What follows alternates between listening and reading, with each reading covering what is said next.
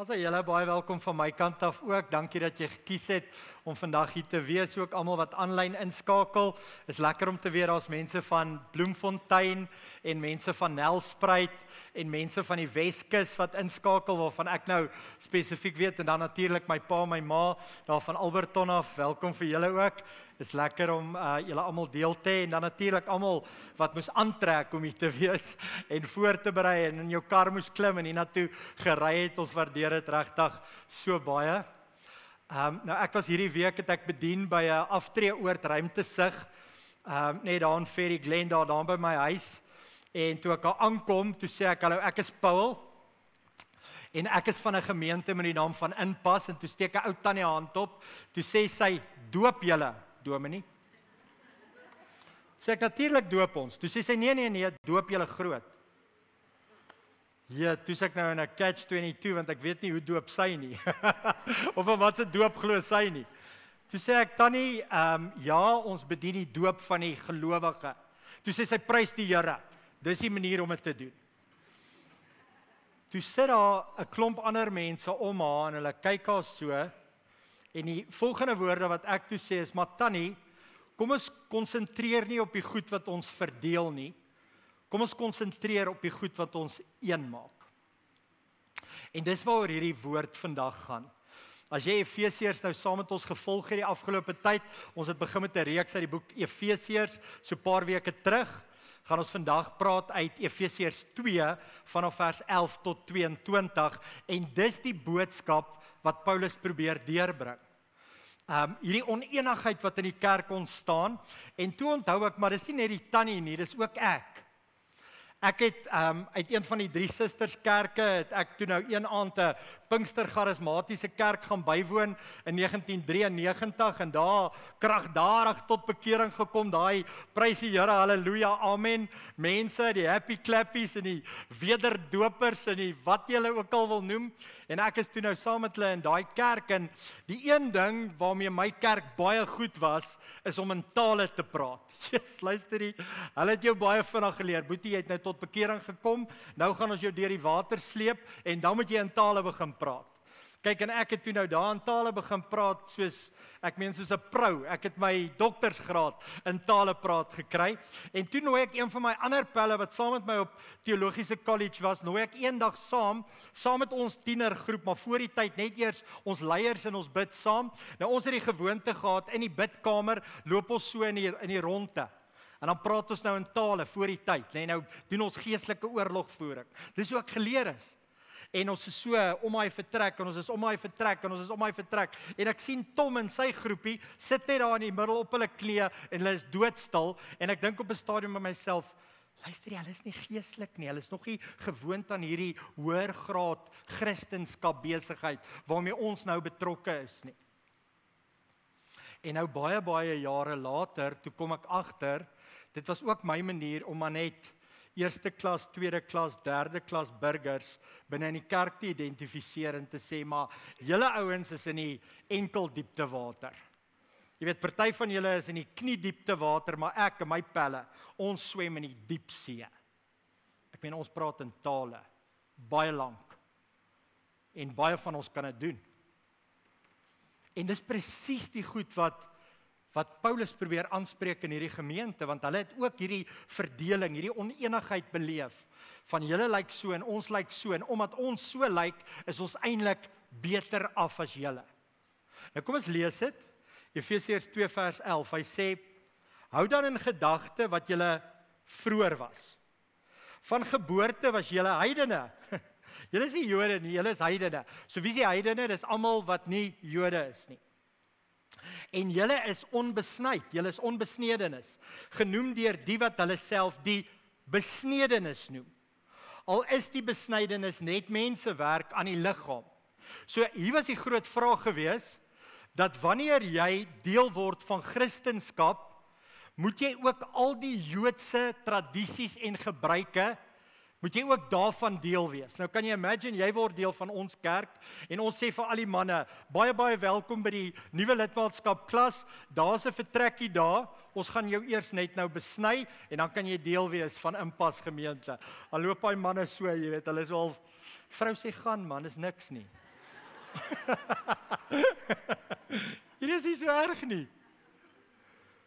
Dit is presies wat met daai ouens moes gebeur het, en hierdie hele ding van, as jy wil deel wees van Christendom, moet jy ook eintlik eers deel wees van die besnydenis, anderste is jy nie 'n ware kind van Jesus en van God en van die Heilige Gees nie.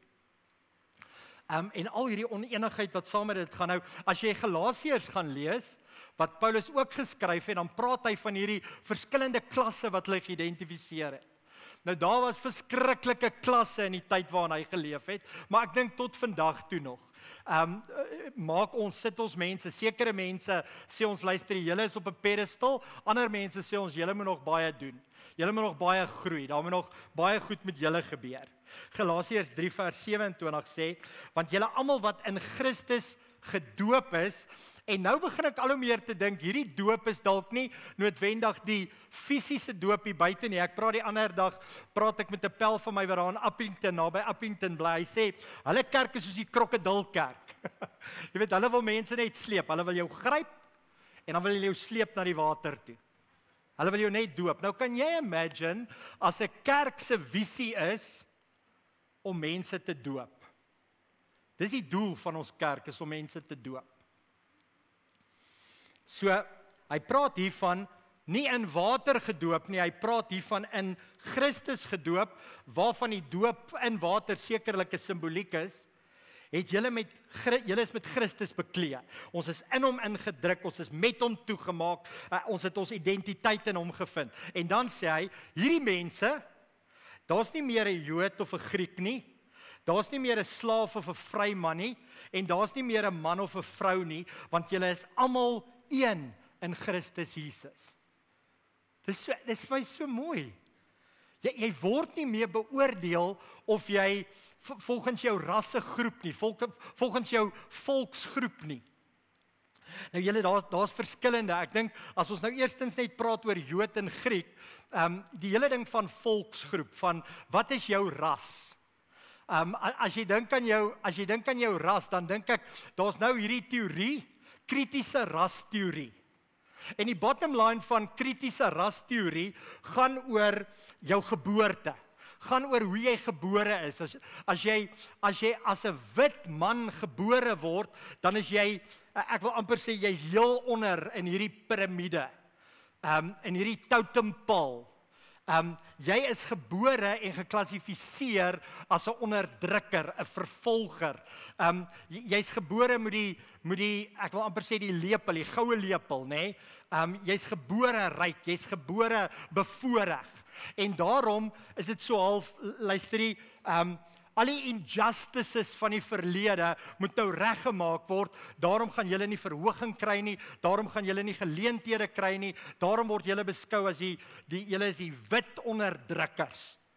Dan is dit nou 'n kom ons sê 'n kleerling man of 'n Indeer man, en dan is dit 'n wit vrou, en dan is dit 'n Indeer vrou, en dan is dit 'n kleerling vrou, en dan heel bo op hierdie totempaal is dit dan nou ander rassegroepe, mense wat onderdruk is, mense wat in die verlede teen gediskrimineer is. Paulus, hulle het hierdie goeters al beleef soveel jaar van tevore. Hulle het ook kritiese rasteorie gehad by hulle. Ons slim professors het dit net uitgedink, en die wokeness van ons wêreld het maar net uitgedink. Luister, hoe kan ons 'n naam koppel aan hierdie ding? Julle, ek weet ons diskrimineer teen mense, ons is rassisties teenoor mense. Paulus kom en hy sê, as jy in Christus is, jy beklees met Christus, dan is dit nie meer swart en wit en Indeer en kleerling of wat dit ook al mag wees nie. Dis niks meer van daai goed nie. Dis nie meer Chinese of jy's 'n Malayer of jy's wat ook al nie. Ons is een in Christus. Nog 'n ding wat hy aanspreek na volksgroep, is hy praat van jou status. Nou, as jy dink aan status, dan het ek nou 'n troue gedoen onlangs. En ek moet julle vertel van hierdie troue, dit was amazing geweest. Ons het 3 worship liedjies. Hoe lank terug het julle geworship by 'n troue? Ek meen, dit is mos maar gewoonlik niks liedjies nie, vinnig deur die ding gaan. Hierdie kappel het besluit, hulle is Christene, hulle is lief vir die Here. Ons sing 3 amazing songs, hande in die lug, almal prys die Here. Dis fantasties. Ek sê na die tyd sê ek ek stel aan julle voor, meneer en mevrou Piep, nee, meneer en mevrou Grobler. Toe ons by die tafel kom waar ons die register onderteken, toe sê die vroukie vir my, jy weet ek's 'n dokter, nê? Ek sê ja, nee, ek weet jy's 'n dokter. Sy sê maar sou dit nie beter gewees het om te sê ek stel aan julle voor meneer en dokter Grobler nie. Ja, my valstande val amper uit. Ek kon dit nie glo nie. Ek is wel wat? Is jy ernstig? Sy sê ja, ag maar nou nie, jy het dit nou nie gedoen nie, so let bygones be bygones, dis nie so 'n groot probleem nie. En ek dink vir myself, wow, luister jy, ek wil nie hê dat ons so moet wees nie. Ek dink nie Paulus wil hê ons moet so wees dat en daai tyd, ek meen die slawe en die vry mense en jy het slawe besit en jy weet hulle kan nie noodwendig saam met jou in die kerk of die tempel of die teenwoordigheid van die Here kom nie. Daar's hierdie skeiding. Ek is 'n dokter en jy het nie eintlik gaan swat nie en jy weet ek het hierdie kwalifikasie en jy's ryk en arm en wat dit ook al mag wees en jy ry hierdie kar en ek ry daai kar en wat ook al. So sy is teen en op die teenoorgestelde spektrum as ek, want ek het presies dieselfde gedoen die ander dag. Ek was net heeltemal aan die ander kant. Ek ry skool toe en daar waar my kind op skool is, nou kyk ek so om my, nou is dit 'n Ranger en 'n Prado. En oor kan die pad is dit 'n RAV en 'n Corolla, wat's dit? X something, Cross X. Nee, ek weet nie eers nie. Hy werk met elektrisiteit. En ek sit in my Nissan Qashqai 2012 en ek kry myself so jammer. Ek sê raaktig, ag Here, het U van my vergeet. Hoe lank moet ek nog hierdie kar ry? Kyk hoe lyk hierdie mense se karre. Men is iets verskrikliks. So dis nie net die dokter nie. Dis ook die predikant wat hier in sy Qashqai sit en sê, ag Here, jy weet, kan ek deel wees van hierdie kerk in Pretoria Oos? Of kan my kind in hierdie skool wees? So dis 'n issue vir baie van ons. Wel, miskien net ek en sy, maar in elk geval. En dan die hele ding van geslag. So ek meen ons hoef niks te sê, geslag was 'n major issue hierdie afgelope tyd van hoeveel is daar, ek meen ons net eintlik 2 man en vrou, hierdie verskillende vertakkings van geslag en wat is jy nie en wat ook al. Ek dink Paulus sê dit net so mooi, hy sê jy's meer as net 'n man en 'n vrou. So 'n vrou kan vol wees van die gees van die Here en 'n man kan vol wees van die gees van die Here. Albei kan tot bekering kom, albei kan 'n verhouding met die Here bou, albei kan iets beteken in God se koninkryk en die Here dien met alles binne in hulle. Dis net absoluut amazing. En daar's 2 woorde wat by my opkom terwyl ek dink aan hierdie woord. Die eerste woord is iets van 'n meerwaardigheidskompleks. Dat mense dink hulle is beter as ander mense. Hulle dink hulle is beter as om in 'n skoolsaal kerk te gaan. Ek was hierdie week was ons by 'n kerk gewees daar in Van Herbyl Park, die mooiste kerkgebou wat ek in 'n lang tyd terug gesien het en hulle is nou net klaar. Dis 'n wêreldklas fasiliteit hier in Van Herbyl Park en ek dink by myself en van die lidmate waarmee ek praat en ek hoor wat se statussimbool is dit om na hierdie gebou toe te ry? Dit doen iets aan my om te sê ek is in hierdie kerk in Van Herbyl Park met hierdie ongelooflike fasiliteite en toe die predikant met ons begin praat, toe sê hy dit was sy visie gewees om hierdie gebou te bou. En dan voel 'n ou weer eens, Jesus, jy wonder of jy dit nie gemis het nie, met hierdie ou saaltjie waarin ons sit nie. En ek meen, daar was al mense wat vir my gesê het, weet jy wat Paul, die oomblik wat julle grond slaan, en julle 'n kerk gaan bou, dan sal ek deel word van julle kerk, want dan is julle 'n regte kerk. So, ons moet so versigtig wees hoe ons kerk definieer en Christendom definieer, versigtig wees dat geboue en dat hierdie sement en bakstene nie vir ons iets word wat ons dink dit is die kerk nie. Dit is Christendom nie. En ons is meer waardig. Party ouens kom meer waardig voor, maar hy is eintlik minder waardig. So jy sal byvoorbeeld kry dat iemand sê ek's 'n dokter, maar hulle sê dit net vir jou omdat hulle eintlik minder waardig is, of hulle sal vir jou sê, weet jy wat se skool was ek gewees?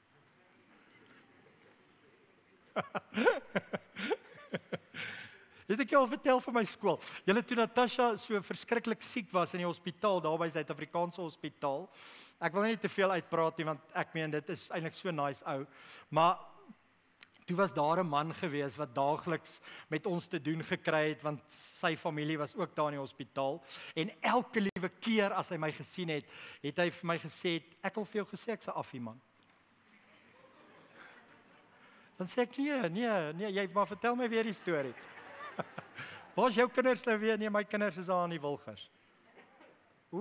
Okay, nee, dit gaan nie van toepassing wees op jou nie. Ons speel nie eens teen julle rugby. Speel julle skool rugby? Ja. So jy kan in affies wees, in die beste kerkgebou wees, en alles wees, en so minderwaardig wees, jy wil doodgaan. Want jy voel net nie raak gesien nie.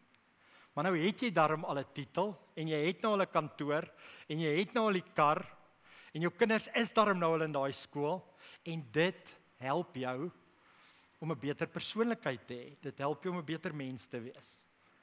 En Paulus preek teen hierdie goed. Hy sê, luister, moenie laat dit julle fokus wees nie.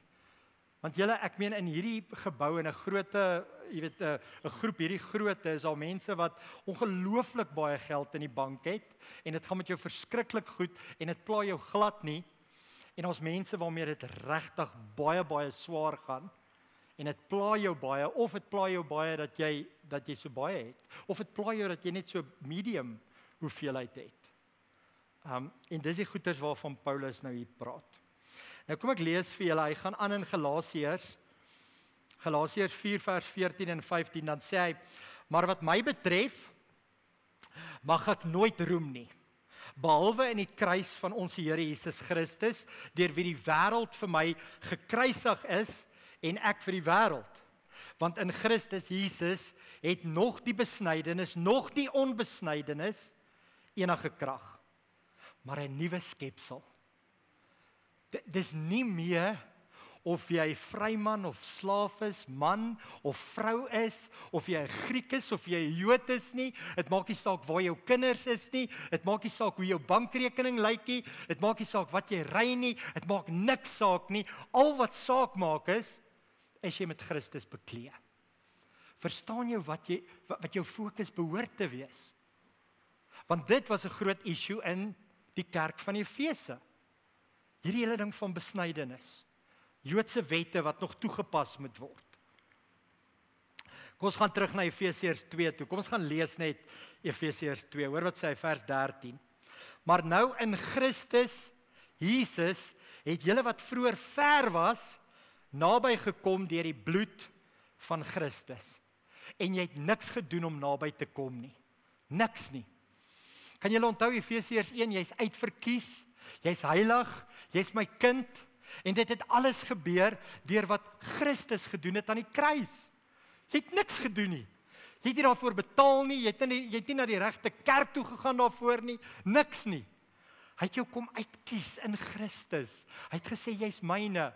Hy het jou naam op in sy handpalm geskryf. Dis absoluut amazing. Hy het jou naby gebring. Niks wat jy doen nie. Kan ek myself besny? Kan ek die eerste 5 boeke van die Bybel woord vir woord ken? Elke liewe komma, elke liewe punt. Gaan ek dan aanvaarbaar wees? Gaan die Here my dan vat? Hy het jou klaar gevat. Hy het jou klaar gevat. Ek en jy moet net tot daai besef kom. Hoor wat sê vers 17 van Efesiërs 2.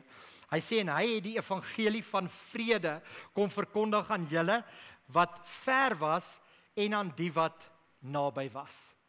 So nou praat hy met al twee groepe. Hy sê, vir die groep wat dink hulle was naby, kan julle onthou daai hele partytjie met Matteus, Jesus roep vir Matteus, hy's 'n tollenaar, hy's 'n sondaar, hulle word in dieselfde sin genoem. En dan sê Jesus, ons gaan vanaand by jou partytjie hou, Matteus, en hy nooi al sy tollenaar pelle, en hulle sê, hoe kan hy met mense wat so ver is, 'n verhouding wil bou? En hy sê, ver naby, of jy naby of ver is, of jy al hierdie reëls en wette nakom, en of jy nie 'n enkele een van hulle nakom nie, almal van julle is eintlik baie ver, is baie siek, is baie ongesond. En dan sê hy vir hulle, maar ek het nie gekom vir die gesondes, soos julle nie. Julle dink julle is gesond, julle dink julle het niks nodig nie. Ek het gekom vir mense wat weet, hulle is baie siek. En hulle het my nodig. En dan, wat ek van hou is hierdie ding van vrede. Ek wil graag op 'n punt kom waar ek in daai Qashqai, daai 2012 Qashqai kan sit, en die langsaan met my pel praat, wat in sy Prado sit, en die voel, Jesus, die Here moet nog vir my 'n deurbraak gee nie. Die Here moet nog iets vir my doen. Kyk, die Here het klaar iets vir hom gedoen, die Here moet net nog iets vir my doen. Ek wil regtig leef met die vrede van die Here. En laat die Here my losmaak van daai ding. En dat die Here my losmaak van my titels. En dat die Here my losmaak van my geld en die goed wat ek dink waarde dra. Dis 'n begeerte van my. Vers 18 sê die volgende, want deur hom, nie deur werke nie, maar deur hom het ons albei die toegang deur een gees tot die Vader. Hy praat nog steeds van die Jood en die nie-Jood. Kom ons gaan na vers 14 toe. Vers 14 en 16. Hy sê, Christus is ons vrede. So daar het jy dit, as jy volkome vrede wil hê, Christus is ons vrede. Hy wat die twee Jode en nie-Jode een gemaak het, deur sy liggaam te gee. Hy het die vyandskap afgebreek, wat vroeër soos 'n muur skeiding gemaak het, deur sy dood aan die kruis het hy 'n einde gemaak aan die vyandskap en die twee met God versoen en tot een liggaam verenig. Dit laat my so dink aan Efesiërs 1 vers 10 wat gesê het, om almal onder een hoof te verenig, naamlik Christus Jesus. Nou dis interessant, as Jesus sy disippels uitstuur, wat doen hy? Hy stuur hulle uit na die verlore skape van Israel. Wie's dit? Dis die Jode. Wie's die Israeliete? Dis die Jode. Jode wat afgedwaal het, Jode wat die pad byster geraak het. Hy sê, luister hier's van my skape, van my kudde, hulle het weggeraak, hulle het koud geraak. Hulle moet weer gaan haal word. So, dit was altyd vir my so, luister Jesus, ek meen nou het u 'n spesifieke groep geïdentifiseer. Onthou van die begin af was die verbond aan Abraham en hierdie volk Israel, en die Here sal sy weldade, sy kindness, sy liefde, sy geregtigheid deur hierdie volk laat kom. Luister, ons het 'n volk nodig om by mekaar te kom. Dis hoekom ek probeer nou te dink, as hier mense van ander kulture en ander tale vanoggend hier nie, en ek dink nie daar is nie. Is daar enige, kom ons sê, Engelse mense hierso? Jy praat net Engels, jy verstaan nie nou 'n woord wat ek vir jou sê nie. Natuurlik, hulle gaan nie hulle hande opsteek nie, hulle weet nie wat ek sê nie. Okay. Is daar enige Asiatiese mense hierso? Maar ek kan nou sien, ek sien ons is almal redelik Afrikaans en ons is bitterwit, né? So, wat as hier mense, wat as jy 'n Arabier hier ingestap het vandag? Ek beloof julle. Daar sou 5 van julle voor die tyd na my toe gekom en sê, Paul, ons het moeilikheid. Hier's 'n Arabier in ons midde. Weet nie wat hulle doen nie? Of het 'n ou ingestap, pikswart klere, pikswart hare, oorbelle, satanis, probeer die kerk omver te gooi. Paul, hier's 'n swart ou in ons kerk vandag. Ek weet nie, is ons okay daarmee? Hoe voel ons daaroor? Dink jy hy gaan 'n woord verstaan? Moet ek nie dalk saam met die werkers omvat en iets vir hulle probeer reël nie? Lees julle, ons moet versigtig wees. Ons oordeel so oor mense se lewens. Ons is niks anders as daai eerste Jode nie. En selfs al praat ek Afrikaans en ek dink daar's niks meer verkeerd nie, né? Maar as hier iemand wil kom sit wat niks Afrikaans verstaan nie, wat anders lyk as ons, wat 'n ander ras is, en hulle sê maar dis lekker, hierdie klomp Afrikaners, hierdie ou ras wat hulle buite maak, dis vrek lekker. Ek kom dalk net eers vir die ou ras, dan's dit reg.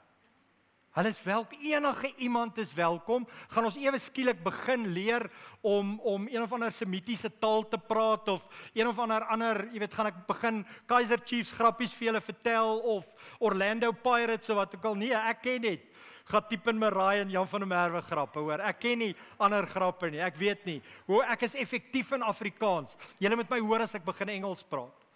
Dis, julle lag nou, julle sal die hele tyd lag. Dit sal soos 'n vreemde taal wees. So, tot 'n sekere mate stuur die Here ons ook nou hier en sê, ek stuur julle na die verlore skape van die Afrikaners toe. En om 'n verskil daar te gaan maak, maar ons het geen grense, ons wil nie enige boundaries bou tussen ons en ander mense nie. Ons dink nie sekere rasse gaan hel toe, net omdat hulle gebore is soos hulle gebore is nie. Ons sê almal is God se kinders en ons dink die Here moet nog sy openbaring gee vir 'n klomp mense wat hom moet aanneem, wat onder die indruk moet kom dat Jesus Christus is die redder. Maar ons gaan nie begin grense trek nie.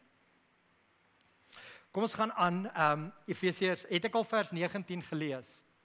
Waar is ons nou? Nee, kom ek lees vir julle vers 19. Julle is dis nie meer ver van God af nie. Hy probeer dit vir ons te beklemtoon. Julle is bywoners, maar medeburgers, ekskuus tog, laat ek dit net weer lees. Julle is dis nie meer ver van God af nie, nie bywoners nie, maar medeburgers van die gelowiges en lede van die huisgesin van God. So, hier is nou nogal 'n interessante ding. Jesus praat oor wie is sy familie. As jy al Markus 3 gelees het, dan praat Jesus se gesin kom om hom weg te vat en dan sê hulle, hy's van sy kop af. Hy's besig om kwaad te stook tussen die fariseërs en tussen hulle gesin. Hy's te radikaal. Hy noem God Vader. Mense verstaan nie wie hy is nie en hulle wil hom wegvat uit die situasie uit. En dan aan die einde van die hoofstuk hier in vers 35, Markus 3, dan sê hy vir hulle, kan ek vir julle sê wie is my familie? Kan ek vir julle sê wie is my broer, my suster en my moeder? Net die wat die wil van God doen. Net die wat die wil van God doen. So, as jy wil weet of jy deel is van die gesin van God, moet jy jouself nie afvra in watse kerk het jy groot geword, of jy aangeneem of voorgestel is nie, of jy een of ander seël van goedkeuring gekry het nie. Moenie, daai goed maak jou nie die gesin van die Here nie. Weet jy wat maak jou gesin van die Here? Wie het God gekies? Hy het Jesus gekies. Jesus is God se openbaring van homself aan ons. Hy kies sy seun. En almal wie in reaksie op Christus se kruisdood reageer en sê, Here, ek soek Jesus, hulle word deel van die huisgesin van God. En dis waarvan hy hier praat. Hy sê, die feit dat jy 'n Griek is, maak jou nie deel nie, of 'n Jood is, of dat jy vry is, of dat jy 'n slaaf is, of dat jy ryk is, of dat jy arm is, of vet is, of maar is, of waar jy bly, of waar jou kinders is, niks van hy goeie stel nie. Al wat tel is, doen jy die wil van God die Vader.